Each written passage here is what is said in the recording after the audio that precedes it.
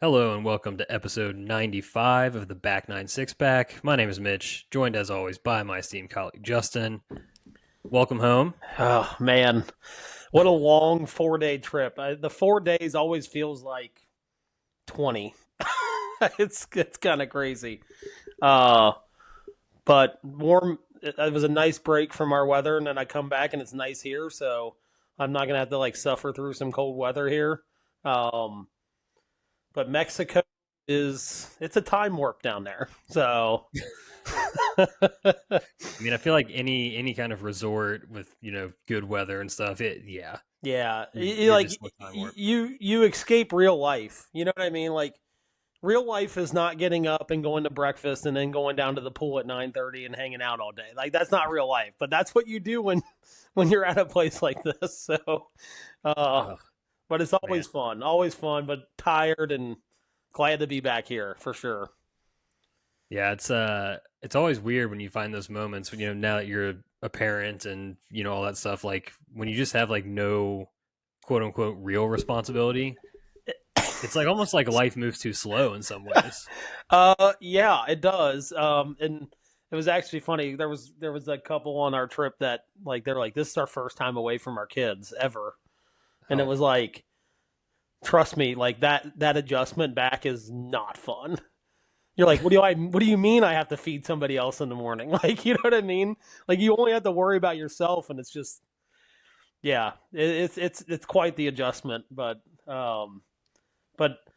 we got to play some good golf while we were down there, which was always fun. The I've played Mayakoba before.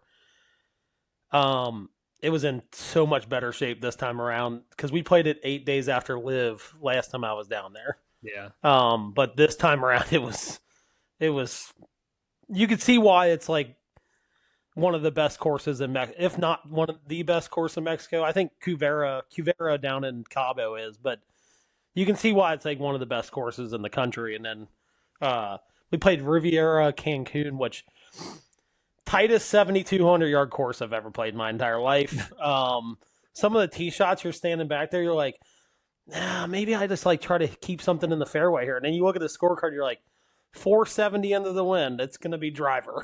Like Oh, it was so tight.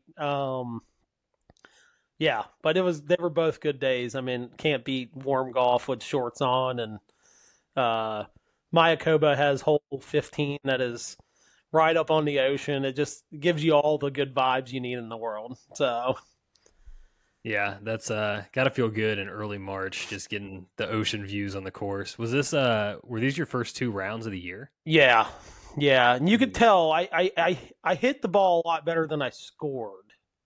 Yeah. So silver lining, hit the ball pretty decent. Just the scoring shots are just not there right now. Which is I think is to be expected this time of year when we've had a terrible winter and you haven't hit a ball off grass since November. You know what I mean? So Yeah. I think it's to be expected. Right. How was the golf bag travel bag packing situation? Uh, well, so on, on the way there, I was at like 44 pounds.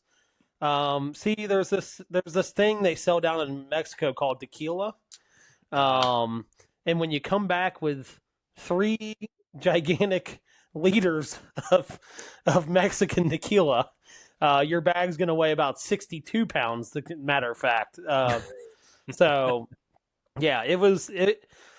I'll say this: I shoved about everything I could in there. It was definitely a learning experience for come May when we go to Scotland, like how much I can actually put in there with it being as close as possible to 50 pounds. Because I was fortunate enough on this trip that we actually chartered a flight out to Indianapolis for everybody going on the trip. So, like weights on bags, they don't really like they're not like sticklers, right? It was definitely a learning experience of how much I could actually pack in there. yeah, that's always good.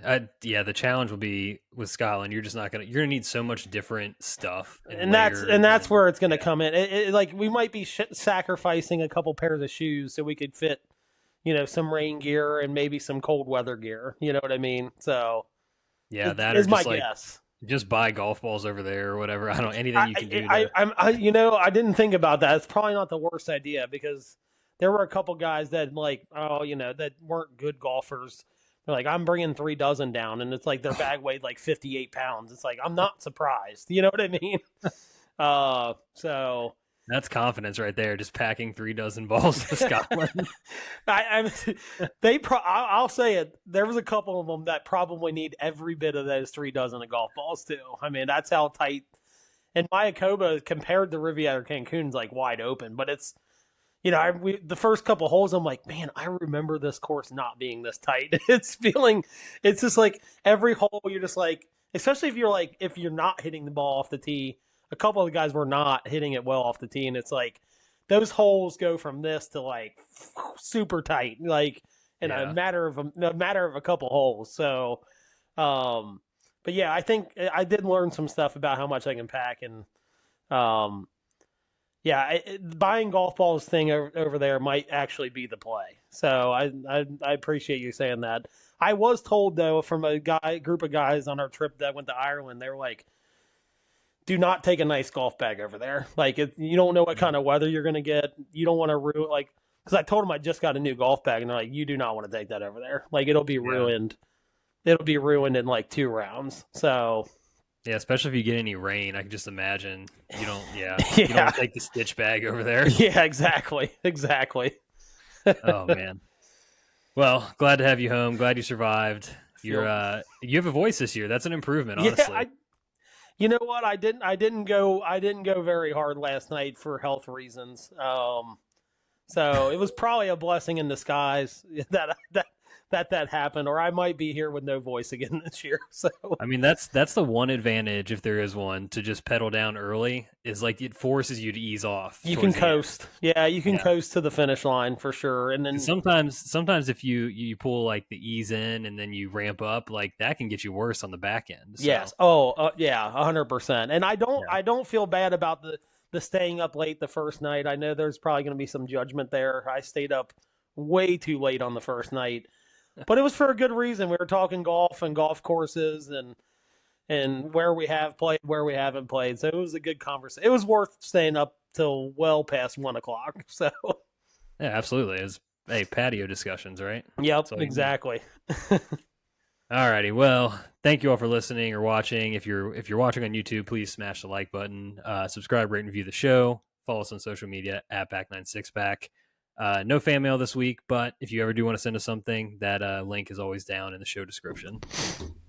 So, real quick before we hop into golf, the bracket is ready. I'm The so best, psyched. the I'm best so fictional psyched. sports character bracket has been designed. Went through a rigorous seeding process, which we'll get into when we record the show. But I feel overall pretty good about it. I think there's going to be a few seeds that people are that are not going to be very happy about. I think Oh yeah, we had some scrupulous opinions on a few characters that I clearly didn't agree with. But yeah, I think other than the seeding, it's going to be fun to hear some takes from people that listen to the episode after it drops. yeah, and honestly, the seeding was so much fun. I underrated how much fun it would be. Because that's where like you can kind of see. I think it pretty much gives you a glimpse into like who's going far and whose bracket. Yeah, pretty sure. And Yeah, it was so funny to go like I just a sneak peek. I went through and kind of figured out like, okay, how many times did a certain person rate a character like 20 spots or more off from the median or whatever? And I highlighted all of them in the thing. And Nick's entire like half of his row of characters is like massive variations from the median. So if you have any weird ranking issues for people listening out there, please go ahead and blame Nick.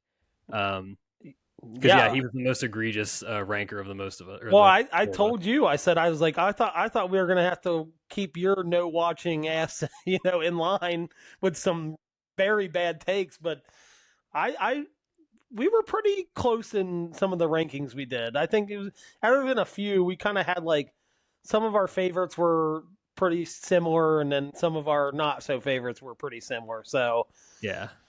Yeah, I yeah, think even though I maybe haven't seen all of these or watched, everything all the way through, there's like a level of like, the culture, like you put the pop culture aspects of a lot of these things. Yep. So there's like, I can appreciate that like something's probably more popular than, Oh, or a character's 100%. And better I than I don't think. think there's like, I mean, like, there's not like a ton of bad characters that I'm like, oh, this person's bad.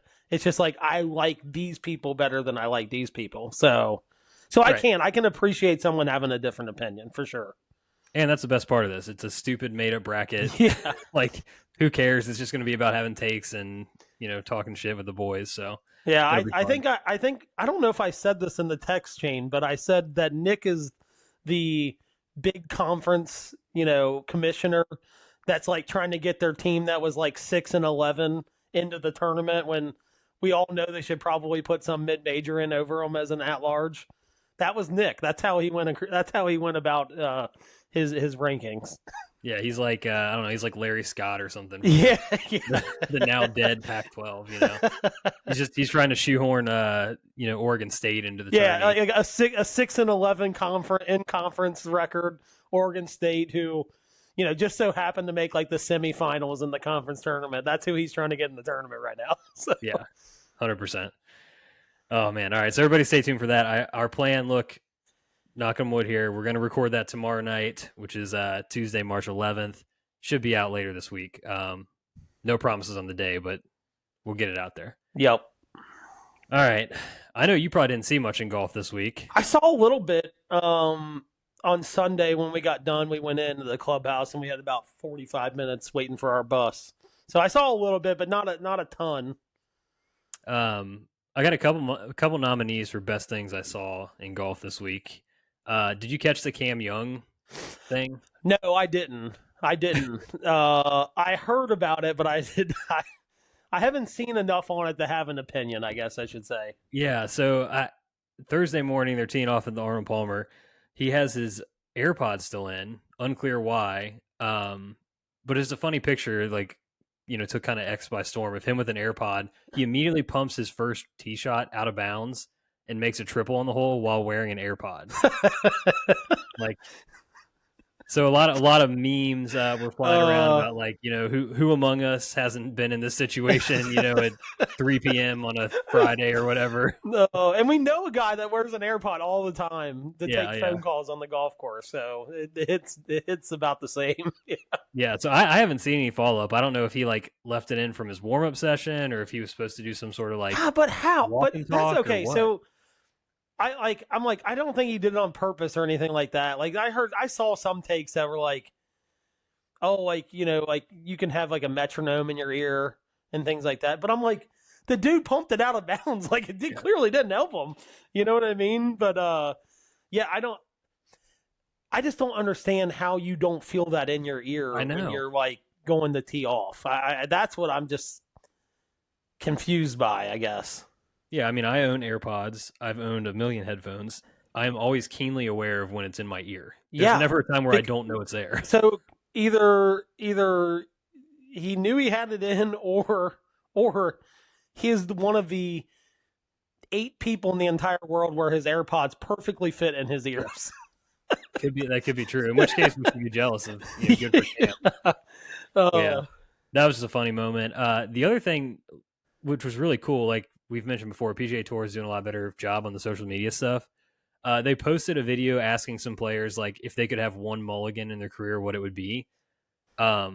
Just really fascinating to hear all of them go through it. I think one of JT like mentioned, I think it was a shot at Bellerive or something where he thought, had he, I think it was a wedge, like he dumped it in a bunker or something, and had he not done that, maybe he could have like caught up to Brooks or whatever. I don't know. So that's one I would go seek out if yeah, I'll have to watch that. I've not seen a ton of social media this week, but I'll have to watch that one because I bet there's probably some pretty fascinating answers in there. Yeah, because we all have those shots. So yeah, 100%. I think we've had that discussion on here before. So we have. I'll tell you, my favorite thing I saw in golf, the little of that I saw, Keegan Bradley's 64 on Sunday was unbelievable. Front nine 29, like set a front nine record. Captain still has it. Okay. Yeah, I mean it's going to be very interesting if he continues it. I mean I don't know what to make of it or if it's sustainable. I mean he's already said he's not going to pick himself, so like So it he's would going to be have to qualifying. automatically qualify. Yeah, and at which point I don't know. Like I guess if you qualify, I'll ask you if you qualified, would you play or would you recuse yourself? No, I think I would play. I don't, I might play one session other than singles, right? Um, but my only thing with that is you kind of lose the experience of being a Ryder Cup captain by playing in it too. You know what I mean? Like Yeah. you're coming down the stretch on Sundays and singles, like you kind of want to be on the course and kind of pushing guys along. Whether you have a lead or you're trying to come back. Um, yeah, I guess now I think of it that way. I would probably sit it out. Um, or maybe I would play just the singles. I don't know, but it would be hard to pass up knowing what happened 2 years ago, especially in his situation. It'd be if I was in his shoes, it'd be very hard to give up my spot that I've earned just so I could be the captain. Yeah, I think I don't think that I don't think the goal. How do I want to say this? The captain job, like the golf doesn't distract you from being captain, but I think being captain would distract you from being as Yeah, good as you that I could think at I golf, agree with that. Yeah, if yeah, that I makes agree with sense. that. So like I feel like if you do qualify, you'd have to have some. I would try to have contingency in place. Be like, all right, I guess Jim Furyk, whoever it is, like you're up. Oh You got to be Lord, captain. oh And no. at that point, it's like what is really the best for the team, I don't So know if that would trigger me more, or Russell Henley being on the Ryder Cup team would trigger me more. Henley's going to be on there. I don't know what you're talking about. No. That's a really good segue, by the way, because uh, Russell Henley won the API Arnold Palmer Invitational this week at 11 under. It's his fifth career PGA Tour win, first time since 2022. He's been a like top 20 machine for about 5 years. It feels I like at this know, point. I know, but and I don't say he like clinched his spot, but it's probably pretty dang close to him solidifying his spot on this Ryder Cup team. I know we Did got you? a lot of golf to play, but Yeah. Did you read the agenda? I did not. I didn't think you did. Do you want to take a guess at where Russell Henley now ranks in the world in the OWGR? If you're saying that, he's definitely top 10, and it's gonna. Okay, I'm a betting man, so I'm gonna kind of cut the middle here. Not 5, but I'm gonna go 6 in the world. Oh, so close. That's a Oh, good guess on Price is Right. Seventh. oh, okay, okay. I knew it was gonna be shocking because you brought it up. I'm like, it's definitely top 10 then because that I just look. I get it. I mean, so that's why I'm saying like he's probably. I know he hasn't like locked it up, right? But Yeah. like the guy just doesn't ever play like really bad, I guess is the better way to put it. Yeah, he's probably got one of like I don't know about highest, but like one of the safest floors on tour. Yeah. Oh, I'd agree with that. Yeah. Yeah, His game his travels ball striking, everywhere. dude. Yeah. Yep. Yeah. But yeah, he so he trailed by 3 at one point on the back nine to Morikawa. We'll get to Morikawa in a minute. But there were two-shot swings on the back nine. On 14, Russ made a birdie and Morikawa bogeyed. And then on 16, Russ chips in for an eagle and Morikawa pars, giving him the one-shot lead. So, yeah, I mean, it was nails down the stretch, really. Man, poor Colin. Like it feels like he's like getting it back and then it just and look, I will take my bad take and I will own it. I said that I didn't like him on this course because it's a bomber's course. But like if he hits the ball like we know he can, that doesn't matter. Him being shorter doesn't matter. It's the problem is he hasn't hit the ball like he did this weekend in a really, really long time. Yeah.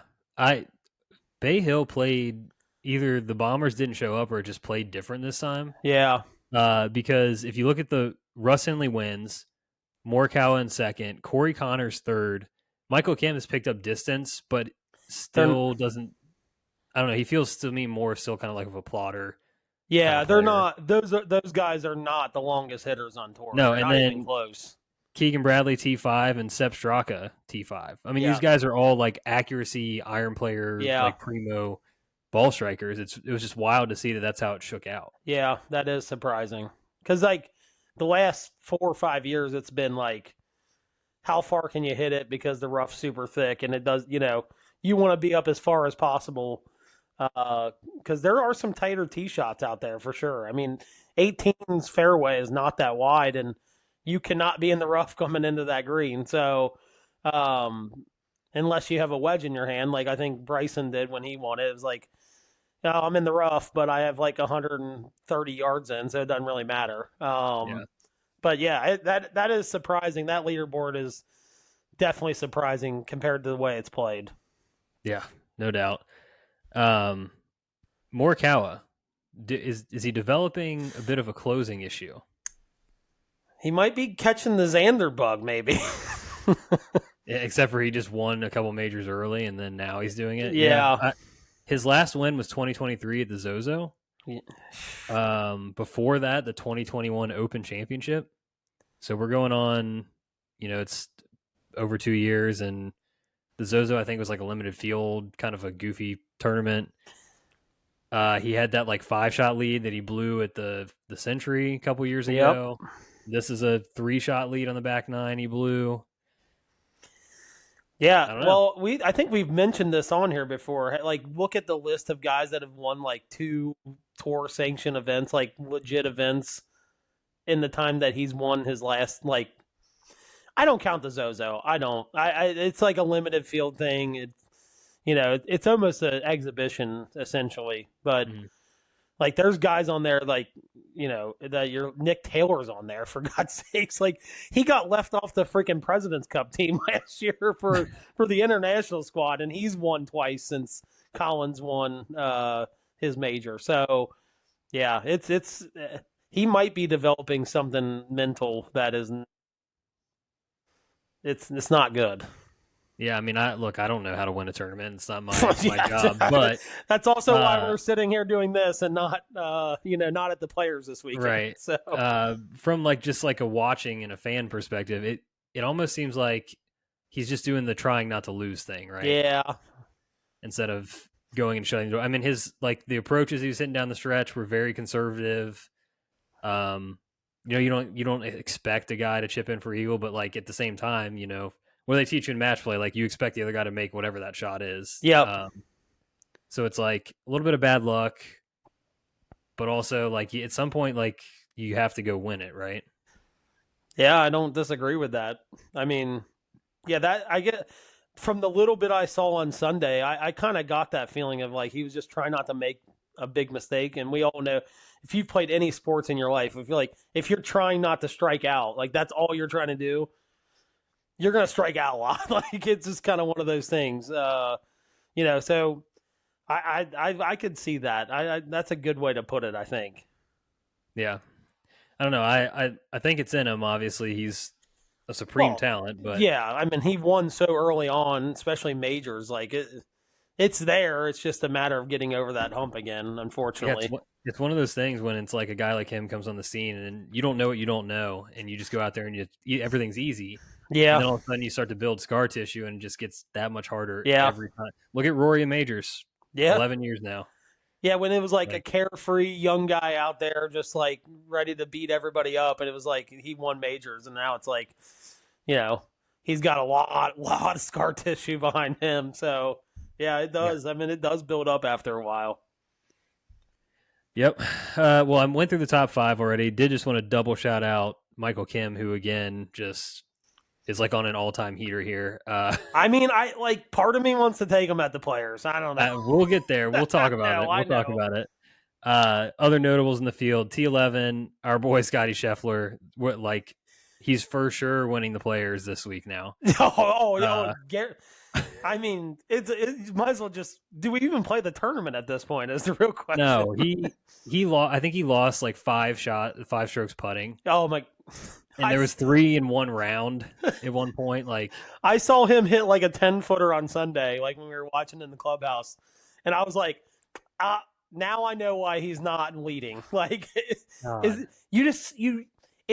I could watch him like body language, not see the ball or anything like that, and just on the putting green, I would tell you whether he's leading or he's in 8th place, because that's realistically what happens with him. It's like he either wins or it's like at least the top 20. So The crazy thing with him too, though, is like Friday, like after the 3 strokes lost putting, I was kind of like, oh, this sucks, whatever.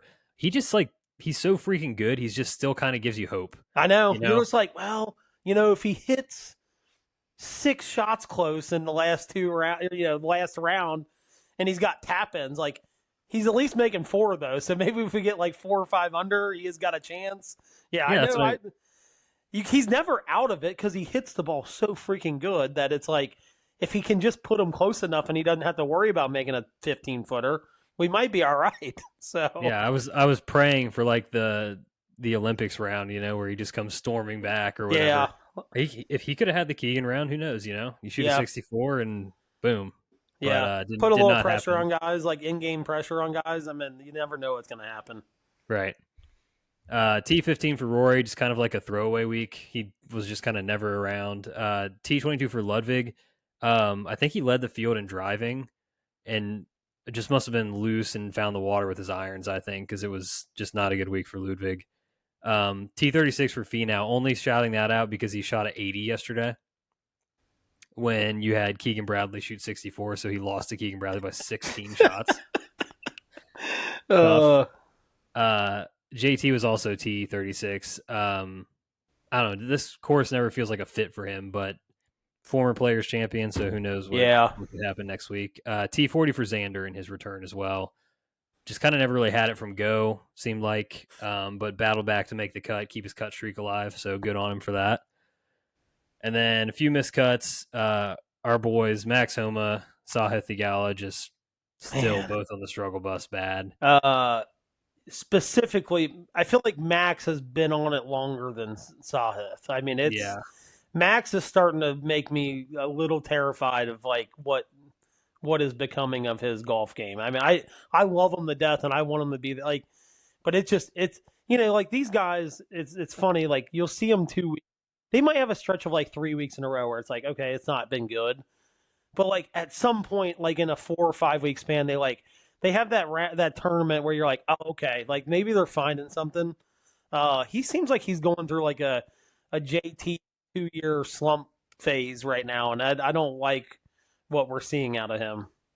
I mean, it's tough because like he's already been through this in his own career, right? I know. Like he lost his card before, had like a ridiculous miscut streak in there, and kind of saw the depths of it all. So I'd really hate to see. I'm worried. Let's put it that way. Yeah, I'm very worried about him. Yeah. Someone else I'm worried about, Victor Hovland. I think he's so lost. I think he's. It was funny. He fired that coach when he like seemed like he was like. And then he wins the Memorial, and then like fires him like a month later, and it's not been good ever since that's happened. For the record, I mean, he won. Let's see, he won the Tour Championship not last year, but the year before, and then it feels like. But that was that year. That was the year that he like. But he fired the coach like.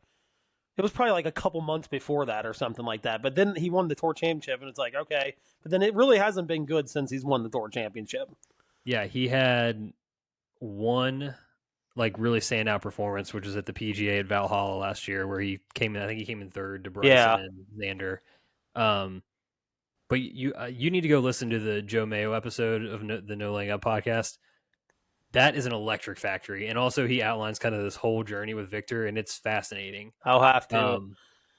But I think he had called Joe and was like, "Dude, I like need help," and they worked on for a little bit right before the PGA, and boom, he was like right back to contending.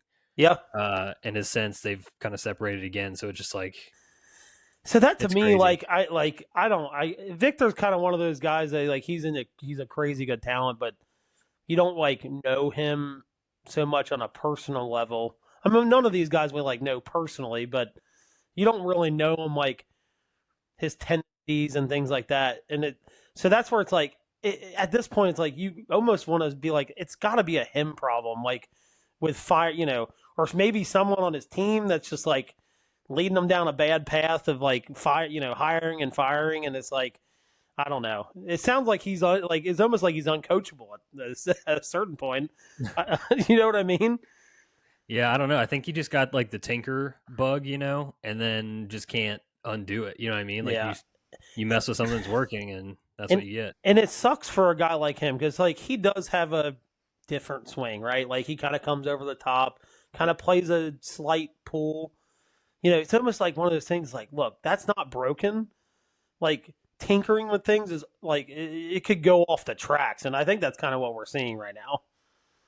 Yeah, it's just crazy because it's hard to remember like in recent memory like a legitimate like top three could be number one in the world player Yeah, kind of just like fall off this fast too. Like I mean, like I said, less than 2 years ago he won the tour championship, yeah, yeah. and I man, I mean, it happened to David Duvall, but like he had medical issues, right? Like he had vertigo and yeah, things like that. Is like he went from like number one to like where did he go in 2 years? But then you find out it's like he could barely stand up half the time and stuff like that.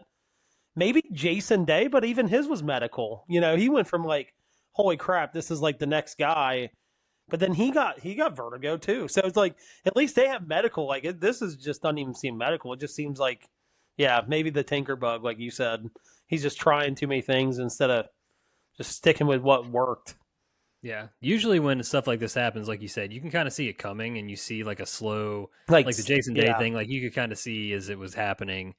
But like I said, this was just like an overnight. Like yeah, dude was dominant at the Ryder Cup, yeah, and then yeah, boom, just gone. yep, It's yeah. It's crazy. it's weird. All right. Well, that was the Arnold Palmer Invitational, and this week is the Players Championship week. Uh, this is exciting. Like once you get to the big tournaments in Florida, the Masters is right around the Yeah, I corner. know We probably got to start talking Masters here in the next week or two. for sure. But man, I love getting the players here in March. It's like the first like I mean I know we have the signature events, but this is like I don't know the first like serious like feels almost like a major kind of Yeah, thing. yeah. And by the way, this week in sports is like fantastic. Oh Like it's the most underrated week. Because you get the NCAA tournament that starts next week, and that's kind of where everybody's brains are. But like you get the players and like all these conference tournaments. Basketball starting tomorrow is going to be on at 12 o'clock, and then starting Thursday you can watch basketball and golf at like 12:30 in the afternoon. Doesn't get much better than that. And I love the players. Love the players. yeah, and then, hey, don't sell the TGL playoff short either there. Yeah. Oh So yeah. My bad. That does. Yeah. That starts next week, doesn't it? it does. Yeah, we'll Yeah. get there too. Yeah, one and done for this week. Or sorry, recap. We took Scotty T11. Signature event brought home $451,250. Definitely our biggest payday of the year, but about 10% of what we were hoping to get. So, good news though, only 3% of the field took Russell Henley. That I mean, good news for us, but great news for the people that did take him. Yeah. No, not kidding. Yeah. But we jumped up to 2,893rd, so we went up like 500 spots. Not bad. We're finally over a million. Got about 1.2 million banked. Massive, massive week. Like have to nail this. Yeah. Yeah. We Have do. to. Yeah. We've got like 3 signature events in the rear view now and didn't really take advantage. So this one would be really, really big to hit. So you got any thoughts? Well, I know we had plugged Ludwig in, and we took him out last second. Yeah.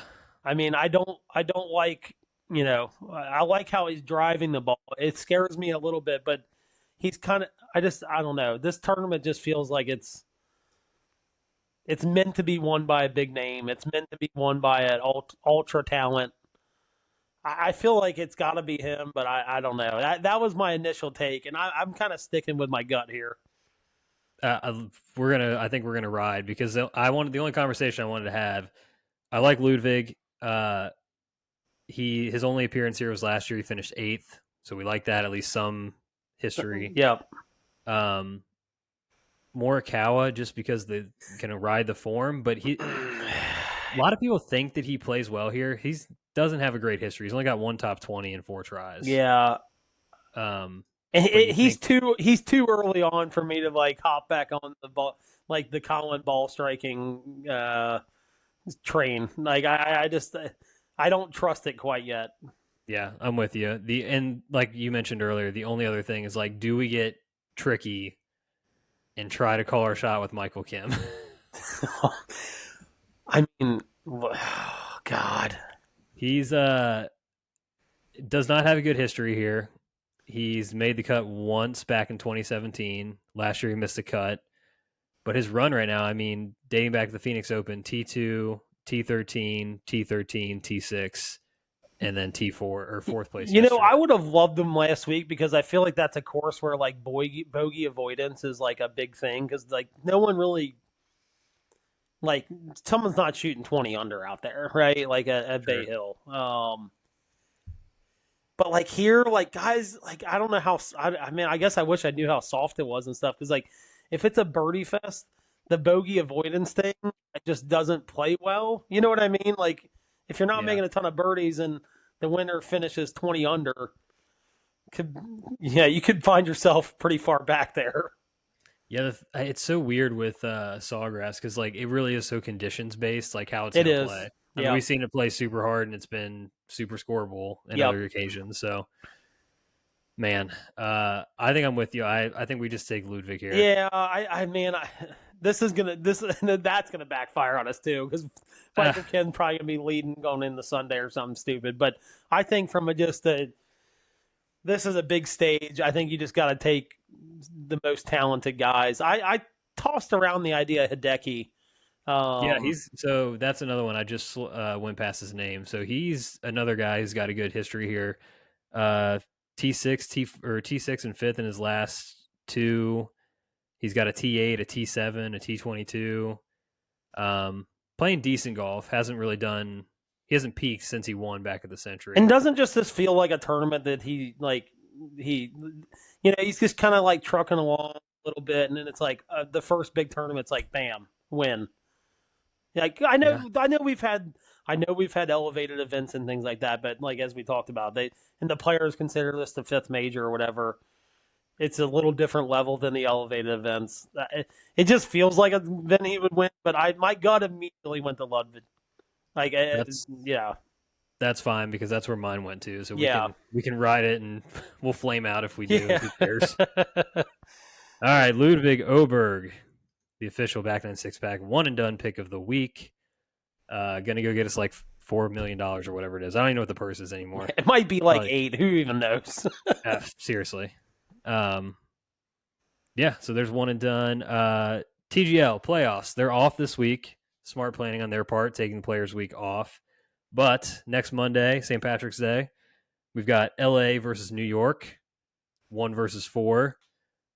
I'm imagining LA is going to probably roll them, but you know, As long as Cam Young doesn't have his AirPods in, maybe. yeah, who knows? They might. I don't know if they'll bench him or not. That'll be the fascinating thing. Who gets benched in the playoffs? You know? Yeah, yeah, that's going to be interesting. But I just don't want to, as the one seed and the president of, you know, the LAGC fan club. I just don't want us to flame out as a one seed like we see so many times in the NFL playoffs. Oh, yeah, that'd be tough for you. I don't want to see that. You don't want the Packers like voodoo on them Yeah, like New York becomes their 49ers or their Giants. or their Giants. Yeah, oh yeah, I like that. And then Tuesday, March 18th, we've got my Bay Club. I've always been a Bay fan. Never Oh, let anyone tell yeah. you differently. Lifelong Bay fan. Is taking on Atlanta Drive. I think Atlanta Drive's the one team people were like, no, we need to Yeah, keep them away. like get them out of here. Yeah. Yeah. I've actually grown to like Billy Ho a little bit. Like So I have think I, surprisingly. he seems more genuine now than he used to be. But like the over the top dancing and stuff, I can't do it. Like I can do it for one more match, and then after that, I'm out. Like they Yeah. cannot be in the finals. I just can't. I love JT, but man, the Patrick Cantlay just like he's Yeah, just that a black ruins it hole, too. man. It Yeah, just kills it. You can only root for Patrick Cantlay at Ryder Cups. That's like the one time. yeah, that's it. You Yeah. don't feel like dirty doing it. Right. Oh man. Okay. Well, we'll pay attention to that and see what's going on. Good luck to LA and the Bay Club. Let's get a championship match. Yes. That's what we're hoping for. The Oh Battle yeah. of Cali. Last thing, just a couple golf art. There's been a big week for like golf journalism. kind of something I like about Players Week because it feels like, since all the tours around, all the writers are around, like there's a lot of stories that just kind of Yeah. pop out. But all three of these I heard mentioned on the No Laying Up podcast this morning too, and so I just want to shout them out because I went through and read them. They're really fascinating reads if you're just like a fan of the game and a fan of the PGA Tour overall. Eamon Lynch had a Q&A in Golf Week with Jay Monahan. Just really interesting because like you basically only get to see him. He would basically do like a talk, like a state of the tour kind of thing at the Players every year. Yeah. So just fascinating to hear him kind of go through question by question and actually answer them. So I go give that one a read. Joel Beal had a great article in Golf Digest that is like apparently the talks between the PIF and the live golf and the tour and all that stuff have kind of soured Oh, God. after all this stuff about like, We're oh, there's close. going We're to be getting a closer. deal. Yeah. We had the announcement they visited the White House, and now it's like, oh yeah, things are popping. We're good to go.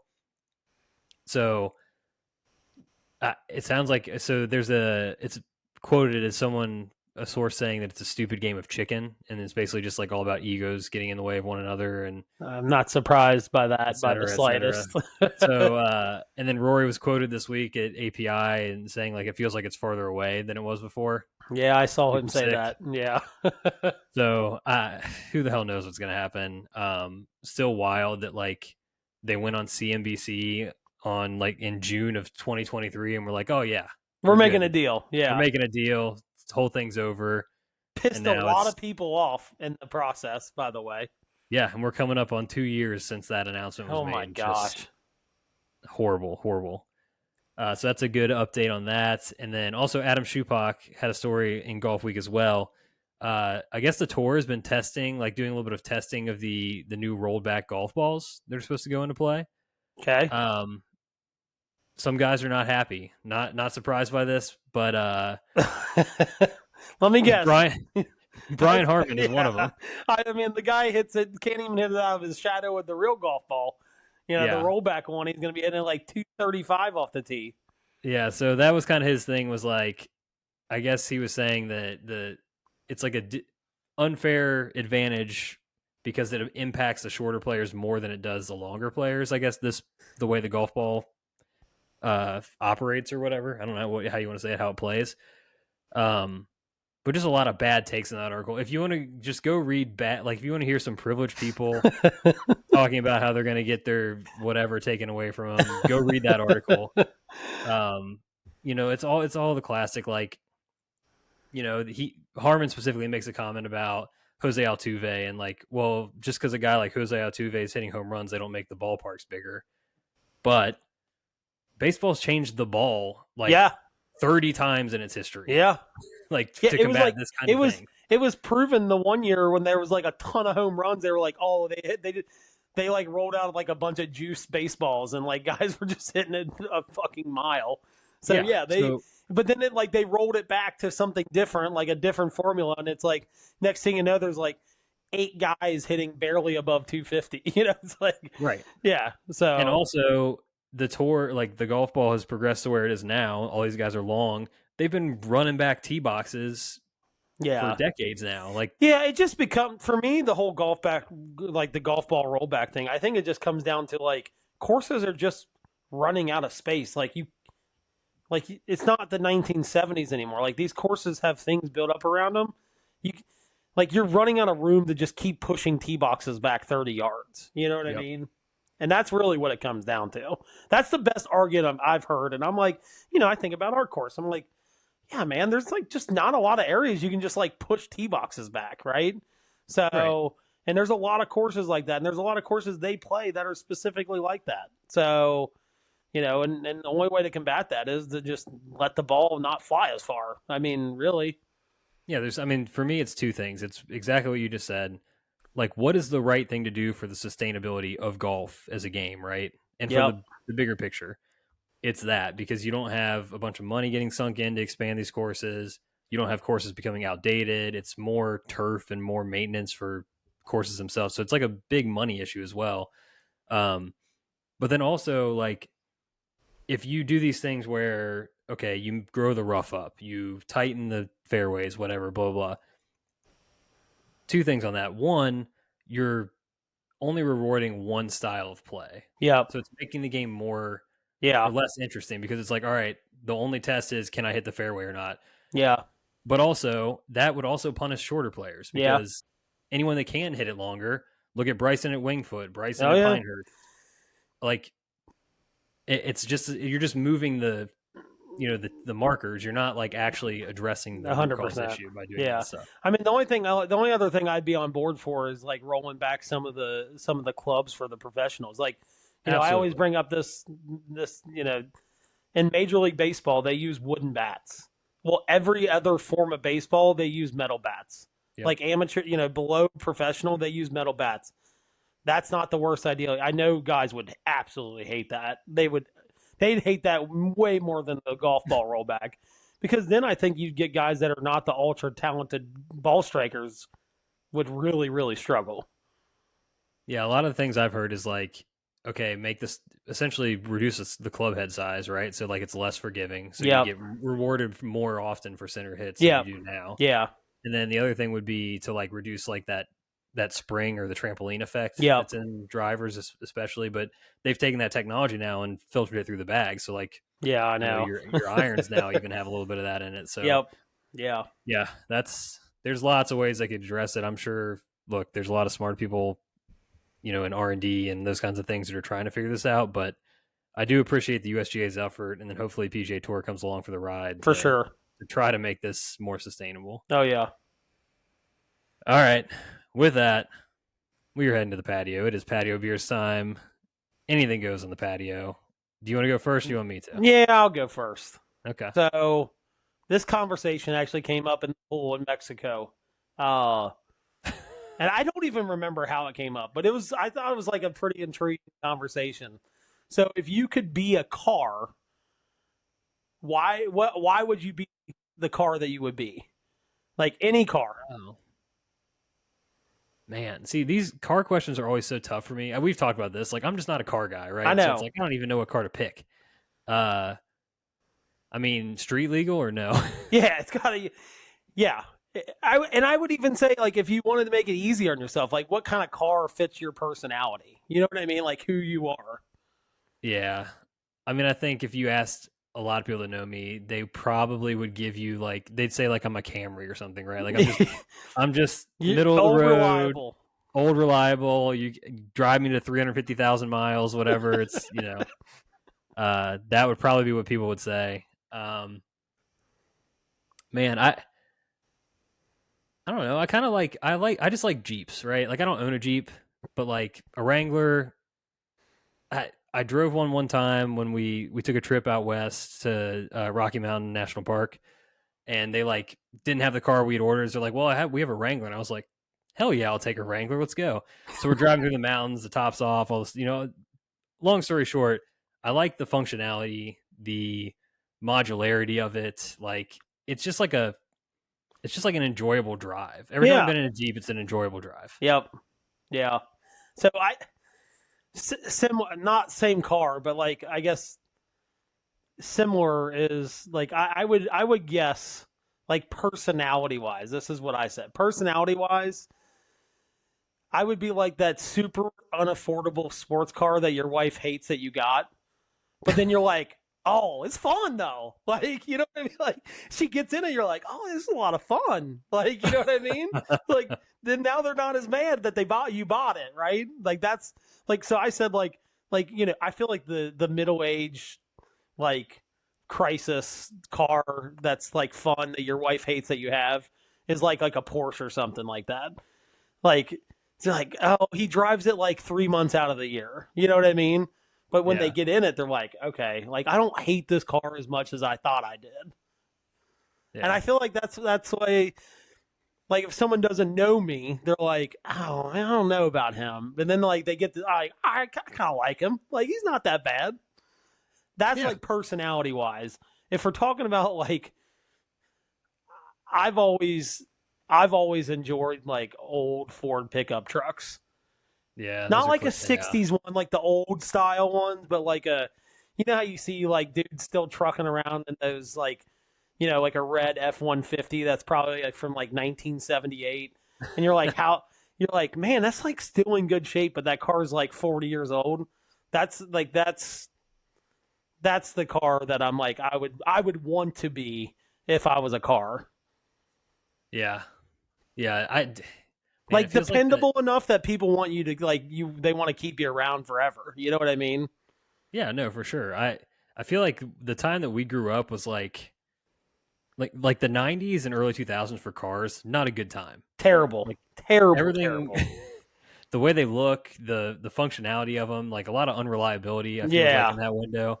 But yeah, man, like you said, there's like older like the 70s trucks and stuff like Oh god, dude. those things are built with like they're so solid. And they're actual metal. Yeah, Like, exactly. I mean, they probably get a mile to 5 gallons, but like they're you know what I Sure. mean? They're literally built tough. Like, and I love that. Yeah, no, I'm with you on that. I hadn't even thought about like going back in time a little bit. Um, I don't know any of the models or anything, but I also think like a just like a BMW, like one of the sedans or something. Like I'm The looking for ultimate driving machine. precision, German engineering, the ultimate driving machine. Like I could see myself being one of those But too. you cost $500 for an oil change. Yeah, yeah, but I'm real particular for Yeah. sure. That's definitely me, honestly. Yeah, This could that's be a actually dual not a bad answer. comparison for you. Yeah. Yeah, that's a Uh, dual answer, man. Uh, well, I'm stealing my question for the night. So Nick actually texted me today, and he was like, "Dude, I got such a banger of a patio beers question." I was like, "Well, I'm you're stealing it.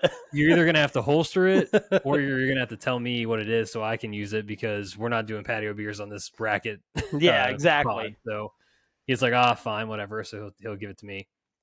So here's his question: You get one specific fast food item to have for the rest of your life.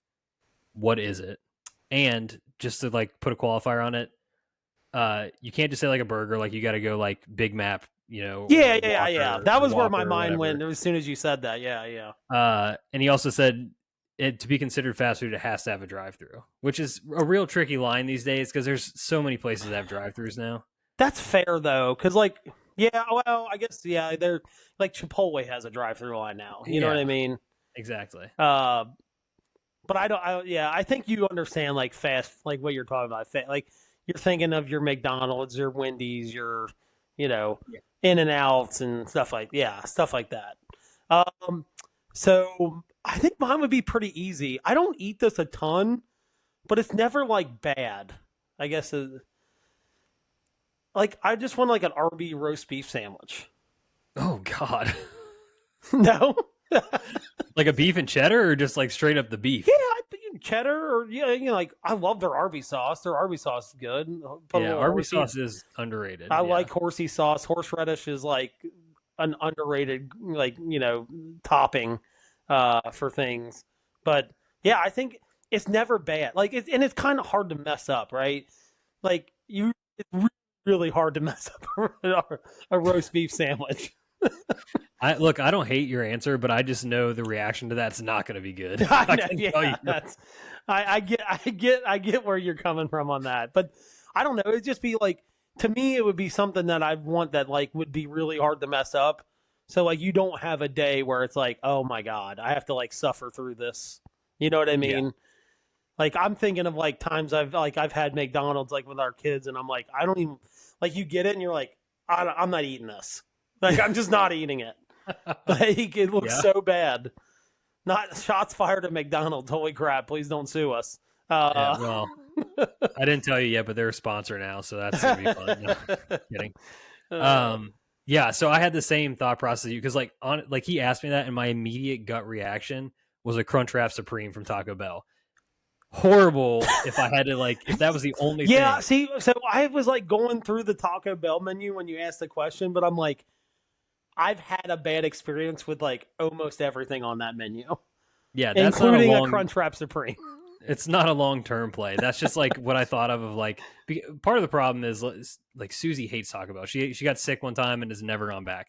So like it's like a guilty pleasure thing Yeah, for me you're when like, I oh, do get Dad's it. going out grocery shopping. He's gonna get some Taco Bell while he's out. Yeah, Yeah. but it's also usually like kind of like drunk food too. So if I'm having a lot of Crunchwrap Supremes, I'm not gonna live long. I don't think so. We're not gonna do that. Yeah, I thought of Taco Bell. I was like immediately. I was like, no, we got to stay away from like any like taco shell that could get soggy or Ugh, like it could that can just go so many bad different directions that like you might have a day where you're just like, I'm not eating this. right.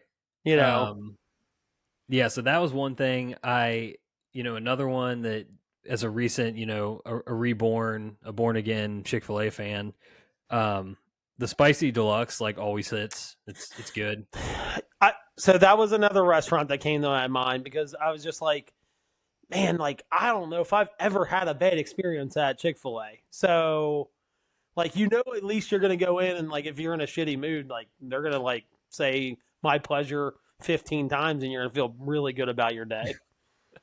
Yeah, I think that's like it's a good solid. That's a good floor play, right? Yeah. Now something that has recently come to my attention. Haven't had one in a long time, but I used to beat the hell up out of some junior bacon cheeseburgers from Wendy's. So June like they have if you're gonna go the burger route, like it's gotta be Wendy's, right? I think so too. I don't think I mean we don't have In and Out around here, or I'd Yeah, say In and Out because I really love In and Out, yeah. Give me a double and cheeseburger. Whataburger too, but we don't have either of those up here, so I kind of can't use that. But Wendy's for burgers is what I immediately went to. Yeah, like that for whatever reason. That was my go-to. Like I'd always get like a junior bacon cheeseburger, and they had like the crispy chicken wraps or whatever too. Get one or two of those. I can literally tell, like I can almost taste what the JBC tastes like right now, just talking Yeah. about it. Yeah. Dude, So that was like the cheap restaurant when we were in like middle school and high school. It's like you could go there and spend like $4 and be like, you might not have to eat another meal the rest of the day. yeah, Like their value menu was elite, it and was that the very JBC elite. was on it. Yeah. So like that one, I'm kind of like for the nostalgia purposes, I want to lean that way. I do just want to shout out for sure, like In and Out. I think of the burger chains that I've had, like kind of It's the bigger national ones, that's my favorite. And I would just give me a double animal style. I'm on my way. yeah, I mean for me, Whataburger's like 1A and In and Out's 1B. They're pretty close. I could flip flop them on a given day. But like both of the, I don't think you could go wrong with either of those. Like but we don't have. It sucks, man. I'm telling you, I'm gonna be so pissed. The first person that opens a Whataburger in Cincinnati and they become a gazillionaire, I'm gonna be pissed. Because if I had the $10 million right now, I'd open one. But I don't have the $10 million, so God, is that what it is to be a it's yeah, franchisee? you gotta it's like 10 mil. Like especially if you have to build the building, which we don't have Whataburger around here, so you're gonna have to build. Yeah. To start a franchise is 10 million. Jeez. Dude, I'm telling you, that 10 million become a gazillion in like 3 years. Yeah. I just gotta pitch this to the right person. Oh man. Well, I think final answer. You know what? I'm gonna say the junior bacon cheeseburger. Yeah, that's a good choice. That's a really good choice. It Yeah, is. I'm gonna just for nostalgia. I'm gonna go with it. God, what an elite value menu though. Oh, dude, I miss it. Frosty. You could get Frosty, 2 cheeseburgers, and a fry for $4. Like, you can't beat that. No, you truly can't. God. If you had to go Whopper or Big Mac, Only only because, dude, I've never been a big Burger King fan. It'd have to be me a Big either. Mac. Yeah, Have to be a Big Mac. I agree. Because I there's think the big sometimes you get a Big Mac and it's elite. But like yes, there's also like 7 to the 10 times where it's not. So 100% agree. Yeah, that's my problem. That's why I think I would like between Wendy's and McDonald's, it's the consistency of Wendy's. I feel like just kind of delivers more often. I've had like you said, McDonald's has way too big a fluctuation for being like yeah. a massive fast food chain. You have some elite experiences and you've got like some you're sick experiences. Yeah. That's why I steer clear of Taco Bell as much as I love it. I know. I almost wanted just to be a complete turd. I wanted to say White Castles, but just sliders all day, every day. Well, first off, I'd be divorced within 3 months if that was the case. So you would at least be like living in a shed. yeah, for sure. yeah. Like Where's Justin live at? Oh, he's got a doghouse out back. Like, Yeah. that's where he sleeps at night now. You have an outhouse too. Yeah, yeah. I'm not even allowed using the restroom indoors. Oh man. That was All a right. great question. Great question. Yeah, shout out to Nick for that one. Yeah. All right. Next time you hear from us, best fictional sports character bracket. Going to be some takes, good and bad. A lot of good elite banter, I feel, in our future here. Yeah, it's going to be awesome. I'm excited. It's going to be excited. a fun one. I'm excited for it, and I'm excited for everybody to hear it and hear everybody's opinions, because the opinions will be plenty from us and whoever listens to it. So yeah, no doubt. So yeah, check that out when that episode drops. But until then, go ahead and smash the like button for us here. Subscribe, rate, and review the show wherever you get your podcasts. Appreciate that. And follow us on social media at Backline Sixpack. Until next time, cheers. see ya.